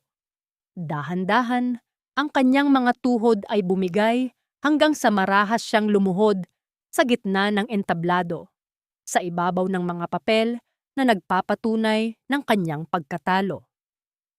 Napayuko siya, ang kanyang mga kamay ay nakabaon sa kanyang mukha habang nararamdaman ang bigat ng lahat ng kanyang nawala. Miguel! Gawin mo ang paraan! Hindi pwedeng mangyari ito! Sigaw ni Doña Carmen mula sa ibaba. Ang kanyang boses ay puno ng desperasyon, habang mahigpit niyang hinahawakan ang kanyang mga perlas na tila ba ito ang huling bagay na magliligtas sa kanya. Ngunit ang huling pako sa kanilang libingan ay dumating nang bumukas muli ang mga pintuan ng ballroom. Sa pagkakataong ito, hindi isang reyna ang pumasok, kundi isang grupo ng mga lalaking may madidilim na mukha at suot ang mga jacket na may tatak ng mga kilalang ahensya ng paniningil. Ang lalaking usurero na kinausap ni Miguel noong nakaraang gabi ay pumasok ng may nakakatakot na ngiti. Hawak ang titulo ng mansyon ng mga Santillan. Ang tunog ng kanyang mga mabibigat na hakbang ay tila tunog ng isang orasan na huminto na sa pag-andar. Miguel Santillan, tapos na ang oras ng pagpapakitang gilas. Ang boses ng lalaki ay umaling-aungaw na nagdulot ng isang matalim na katahimikan. Narito kami para bawiin ang huling bagay na natitira sa inyo. Ang bawat kislap ng mga kamera mula sa mga mamamahayag ay tila mga kidlat na naglalantad sa bawat guhit ng kahihiyan sa mga muka ng pamilya Santillan. Ang Grand Ballroom, na kanina lang ay puno ng huwad na karingalan, ay naging isang malamig na tanghalan ng kanilang pagbagsak. Ang tunog ng pagbagsak ng katawan ni Doña Carmen sa sahig ay tila isang tuyong sako ng bigas na walang awang itinapon. Nang muling magkamalay ang matanda, hindi ang pag-aalala para sa kanyang anak ang bumungad sa kanyang isipan, kundi ang puot. Sa gitna ng kanyang nag-ulong buhok at ang mga hiyas na tila naging mga pabigat na lamang sa kanyang katawan, marahas niyang sinunggaban ang kuwelyo ng tuksedo ni Miguel. Ang kanyang mga kuko na punong-puno ng mamahaling barnis ay walang awang bumaon sa balat ng sarili niyang anak habang pilit niya itong niyuyugyog. Walang kwenta! Pinatay mo ang dangal ng mga Santillan! Ang garalgal at nakakarinding sigaw ni Doña Carmen. Ang kanyang boses ay tila isang kalawanging kiskis ng bakal. Ang bahay ko! Ang mansyon ko! Isinakripisyo mo ang lahat para sa kumpanyang ito na ngayon ay naging abo na. Bakit ka naging napakahina, Miguel? Si Miguel ay nanatiling nakaluhod, hindi gumagalaw. Hinahayaan ng kanyang ina na saktan siya. Ang bawat kalmot at bawat mura ng kanyang ina ay tila hindi na niya nararamdaman dahil ang mas matinding sakit ay nagmumula sa katotohanang nakatayo sa kanyang harapan. Sa gilid ng entablado, sinubukan ni Vanessa na tumakas sa gitna ng kaguluhan. Dahan-dahan siyang umatras, pilit na itinatago ang kanyang muka sa likod ng kanyang mga palad. Ngunit hindi pa man siya nakakalayo, ang tunog ng matitigas na hakbang ng mga pulis ay humarang sa kanyang daraanan. Ang malamig na tunog ng pagkakandado ng bakal na posas sa kanyang mga pulso ay umalingaw-ngaw sa paligid, isang tunog na naghudyat ng pagtatapos ng kanyang kalayaan. Ang kanyang mga pagsigaw at pagmamakaawa ay tila naging ingay na lamang sa hangin habang pilit siyang inilalabas ng mga awtoridad dahil sa kasong corporate fraud at pagnanakaw ng intelektual na pag-aari. Dahan-dahang gumapang si Miguel patungo sa paanan ni Clara. Ang kanyang mga kamay, na dati ay puno ng kapangyarihan sa tuwing itinataboy niya ang kanyang asawa, ngayon ay nanginginig sa pagsusumamo. Hinawakan niya ang laylayan ng pulang bestida ni Clara. Ang kanyang muka ay basang-basa ng luha at pawis. Clara, pakiusap. Maawa ka. 7 taon tayong nagsama. Kahit para na lang sa alaala ng ating pagmamahalan noon. Ang boses ni Miguel ay punong-puno ng desperasyon. Tila isang taong malulunod na pilit na kumakapit sa huling piraso ng kahoy. Huwag mong hayaang mawala ang lahat. Pwede nating ayusin ito. Pwede kitang pakasalan ulit. Ibabalik natin ang lahat sa dati. Please, Clara, patawarin mo ako. Tinitigan ni Clara ang lalaking nasa kanyang paanan. Wala siyang naramdaman, kundi ang matinding pagkadiri. Ang bawat salita ni Miguel ay tila isang lason na sinusubukang muling pumasok sa kanyang sistema. Dahan-dahang ibinaba ni Clara ang kanyang kamay at marahas na hinawi ang pagkakahawak ni Miguel sa kanyang damit. Ang utang na loob ko sa inyong pamilya ay matagal ko nang binayaran, Miguel. Binayaran ko iyon ng 7 taon ng aking buhay, ng bawat patak ng aking pawis, at higit sa lahat, Ang boses ni Clara ay biglang binalot ng isang napakalamig na poot.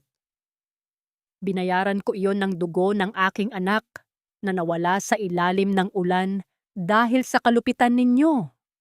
Wala na tayong utang sa isa't isa. Ang tanging natitira sa pagitan natin ay ang hustisyang nararanasan ninyo ngayon. Kinuha ni Clara ang isang dokumento mula sa kamay ni Gabriel. Ang formal na annulment papers na kanina pa nakahanda. Sa isang mabilis at makahulugang galaw, inihagis niya ang mga papel sa harap ni Miguel. Saktong-sakto sa kung paano inihagis ng lalaki ang kanyang mga gamit noon sa putikan. Ang tunog ng pagbagsak ng mga papel sa marmol ay tila huling lagda sa kamatayan ng kanilang ugnayan. "Umalis na tayo, Gabriel," mahinahong wika ni Clara. Tinalikuran ni Clara ang naghihingalong pamilya, Santillan. Kasama ni Gabriel, naglakad siya palabas ng ballroom nang hindi lumilingon. Ang bawat hakbang niya ay puno ng gaan, tila ang bawat pasanin sa kanyang balikat ay tuluyan ng naglaho. Sa likuran niya, narinig niya ang huling sigaw ni Miguel at ang paghagulgol ni Doña Carmen habang kinakaladkad sila ng mga tsuno at ng mga pulis palabas ng bulwagan. Ang pintuan ng ballroom ay dahan-dahang sumara, lumikha ng isang malakas at matatag na tunog ng pagtatapos. Ikinulong ang lahat ng pait at kadiliman sa nakaraan. Mula sa malayo, ang liwanag ng bukang liwayway ay nagsisimula ng sumilay sa abot tanaw. Isang bagong simula ang naghihintay, isang buhay na wala ng bahid ng panlilinlang, kundi puno ng liwanag at tunay na kapayapaan. Lumipas ang ilang buwan, at ang dating marangyang mansyon ng mga Santillan ay isa na lamang piping saksi sa isang nakalipas na kasakiman. Ang mga pader nito ay unti-unti nang nilalamon ng mga baging at ang bakal na gate ay kinalawang na dahil sa kawalan ng nag-aalaga. Sa isang sulok ng abalang kalsada sa labas ng lungsod, isang lalaking may marusing na polo at bakas ng matinding pagod ang abalang naghuhugas ng mga plato sa isang maliit na karinderya.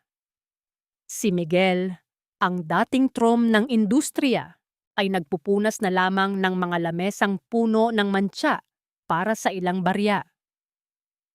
Sa hindi kalayuan, makikita si Doña Carmen na lito at luma ang suot, namumulot ng mga plastik na bote sa gilid ng kalsada. Ang kanyang mga kamay na dati ay puno ng diamante, ngayon ay puno na ng dumi ng lansangan. Ang tunog ng pagharurot ng mga sasakyang dumadaan ay tila paulit-ulit na paalala ng mundong mabilis na nakalimot sa kanilang pangalan. Samantala, sa tapat ng orihinal na gusali ng Santillan's heritage, isang bagong buhay ang nagsisimulang sumibol. Ang malaking signboard na dati ay nagtataglay ng pangalang Santillan ay dahan-dahang ibinababa ng mga manggagawa. Ang tunog ng mga bakal na nagkakakiskisan habang tinatanggal ang lumang pangalan ay naging hudyat ng huling paglilibing sa nakaraan. Inilabas ang isang bagong karatula, isang elegante at simpleng disenyo na may nakasulat na Lola's Heart, The Authentic Legacy. Sa loob ng kusina, ang sikat ng araw ay malayang pumapasok sa malalaking bintana, nagbibigay ng ginintuong liwanag sa bawat kagamitang stainless steel na kumikinang sa kalinisan. Hindi na amoy ng lason o pagkabulok ang namamayani, kundi ang mabangong halimuyak ng sariwang pandan at bagong giling na kape. Si Clara ay nakatayo sa gitna ng kanyang kaharian. Suot ang isang malinis na puting chef's coat na may burda ng kanyang sariling pangalan. Ang kanyang mukha ay maaliwalas at ang bawat galaw niya ay puno ng gaan at kapayapaan. Habang maingat na tinitimplahan ni Clara ang isang bagong putahe, Naramdaman niya ang isang pamilyar na init sa kanyang likuran. Ang tunog ng matitigtag, ngunit dahan-dahang hakbang sa sahig ay nagpabilis sa tibok ng kanyang puso sa isang paraang puno ng kilig at saya. Hindi na siya lumingon. Alam niya kung sino ang may-ari ng presensyang iyon. Dahan-dahang ipinulupot ni Gabriel ang kanyang mga braso sa baywang ni Clara. Ipinatong ng lalaki ang kanyang baba sa balikat ni Clara. Sapat na para madama ng babae ang init ng hininga nito sa kanyang leeg. Ang banayad na haplos ng mga kamay ni Gabriel ay nagpadama sa kanya na siya ay pinahahalagahan, hindi bilang isang gamit o isang tagapagluto, kundi bilang isang babaeng karapat-dapat mahalin. "You did it, Clara," bulong ni Gabriel. Ang kanyang boses ay malalim at puno ng pagmamalaki. "Ang puso ng lola mo ay muling tumitibok sa loob ng gusaling ito." Kumuha si Clara ng isang maliit na kutsara, dahan-dahang kumuha ng sarsa at inilapit ito sa bibig ni Gabriel. Ang tunog ng kanilang mahinang tawanan ay bumalot sa kusina habang tininitigan nila ang isa't isa. Sa mga mata ni Gabriel, nakita ni Clara ang isang hinaharap na hindi na niya kailangang ikubli o ikatakot. "Hindi ko ito magagawa kung wala ka, Gabriel," sagot ni Clara. Ang kanyang boses ay puno ng katapatan. "Salamat sa pagpapakita sa akin na ang tunay na lakas ay hindi nanggagaling sa paghihiganti, kundi sa pagtayo muli ng may dangal." Biglang humiwalay ng bahagya si Gabriel. Ang kanyang muka ay naging seryoso, ngunit puno ng lambing. Dahan-dahan siyang lumuhod sa isang binti sa gitna ng kusinang iyon, ang lugar kung saan nagsimula ang muling pagkabuhay ni Clara. Ang tunog ng kanyang pagluhod sa malinis na tile ay tila isang banal na sandali. Inilabas niya ang isang maliit na velvet na kahon mula sa kanyang bulsa. Pagbukas nito, isang simpleng singsing na may nagniningning na diamante ang tumambad sa ilalim ng sikat ng araw. Clara Ara Jenkins. Ang boses ni Gabriel ay nanginginig sa lalim ng kanyang nararamdaman. "Mula ng gabing iyon sa ilalim ng ulan, alam kong ikaw na ang tanging liwanag na gusto kong sundan. I don't want to be just your savior or your partner in business. I want to be the man who wakes up next to you every single day, protecting your smile and sharing your dreams. Pwede ba kitang samahan sa habang buhay? Will you marry me, Clara?" Napatakip si Clara sa kanyang bibig. Ang mga luha ng wagas na kaligayahan ay nagsimulang gumapang sa kanyang mga pisngi. Ang bawat pait ng nakaraan ay tila tuluyan ng natunaw sa init ng sandaling iyon. Ang katahimikan sa loob ng kusina ay napuno ng pag-asa, habang ang sagot ni Clara ay naghihintay na lumabas mula sa kanyang pusong sa wakas, ay nahanap na ang tunay na tahanan. Isang taon ang mabilis na lumipas mula nang ang bagyo ng pighati ay tuluyang humupa sa buhay ni Clara. Ang isang maaliwalas na umaga ng Linggo ay dahan-dahang gumising sa lungsod, dala ang isang uri ng katahimikan na tila ba ang bawat hininga ng kalikasan ay nakikiisa sa kapayapaang natagpuan na ni Clara. Ang restaurant na Lola's Heart ay hindi lamang naging isang matagumpay na negosyo, kundi naging isang kanlungan ng mga taong naghahanap ng tunay na lasa ng pagmamahal at katapatan. Nakatayo si Clara sa harap ng malawak na bintana ng kanyang restaurant, habang pinapanood ang mga unang sinag ng araw na humahalik sa mga dahon ng mga halaman sa labas. Sa kalsada, napansin niya ang isang pamilyar na anino. Isang matandang babaeng luma ang suot at may bitbit na mga plastik na bote, luyloy ang mga balikat at tila hirap na sa bawat hakbang. Iyon ay si Doña Carmen. Sa di kalayuan, nakita rin niya si Miguel na nakaupo sa gilid ng kalsada, pagod at tila nawawala ang direksyon sa buhay habang naghihintay ng susunod na iaalok na trabaho bilang tagabuhat. Wala nang galit na sumiklab sa dibdib ni Clara. Ang dating apoy ng puot ay napalitan na ng isang malalim at payapang dagat. Tinawag niya ang isa sa kanyang mga tauhan at iniabot ang isang mainit na balot ng kanin at ang kanyang signature dish na sarsa. Ibigay mo ito sa matandang babae at sa lalaking nasa kanto, mahinahong utos ni Clara. Sabihin mo ay galing sa isang kaibigang nahanap na ang kanyang kapayapaan. Nang makita ni Clara mula sa malayo ang pagkagulat at ang mapait na luha sa mga mata ni Miguel nang malasahan ang pamilyar na luto, dahan-dahan niyang isinara ang kurtina. Ang pagpapatawad para kay Clara ay hindi nangangahulugang pagbabalik sa nakaraan o pagpapapasok muli sa mga taong nanakit sa kanya. Ito ay ang pagpapalaya sa sarili mula sa kadena ng kanilang mga nagawa upang hindi na sila muling magkaroon ng kapangyarihan sa kanyang kasalukuyan. Pinatawad na niya ang kanyang sarili sa kanyang mga pagkakamali. At iyon ang pinakamahalagang tagumpay. Naramdaman ni Clara ang isang mainit na kamay na dahan-dahang humawak sa kanyang balikat. Si Gabriel. Ang lalaking naging angkla niya sa gitna ng unos. Unos ay naroon. Ang kanyang mga mata ay nagniningning sa labis na pag-ibig. Sa kabilang bisig ni Gabriel, ay maingat niyang karga ang isang munting anghel, isang sanggol na may mga matang tila bituin at kutis na kasing lambot ng sutla. Ito ang kanilang anak, ang himalang pumalit sa sakit ng nakaraan, ang sagisag ng kanilang bagong simula. Kinuha ni Clara ang sanggol mula kay Gabriel at marahan itong hinalikan sa noo.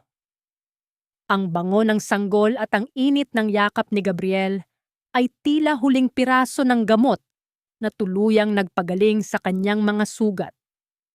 Wala nang takot, wala nang pag-aalinlangan. Ang bawat tibok ng puso ni Clara ay umaawit na ng pasasalamat. Ang kwento ni Clara Ara Jenkins ay naging isang paalala sa bawat babaeng nakikinig na ang halaga ng isang tao ay hindi nasusukat sa kayamanan ng iba o sa pagkilala ng mga taong mapang-api. Ang tunay na lakas ay nasa kakayahan nating bumangon muli, na gamitin ang ating sariling mga kamay upang itayo ang ating sariling kaharian mula sa mga guho ng ating pighati. Ang bawat pait ay may katapat na tamis at ang bawat ulan ay laging may kasunod na bahaghari para sa mga pusong marunong maghintay at maniwala sa sariling kakayahan.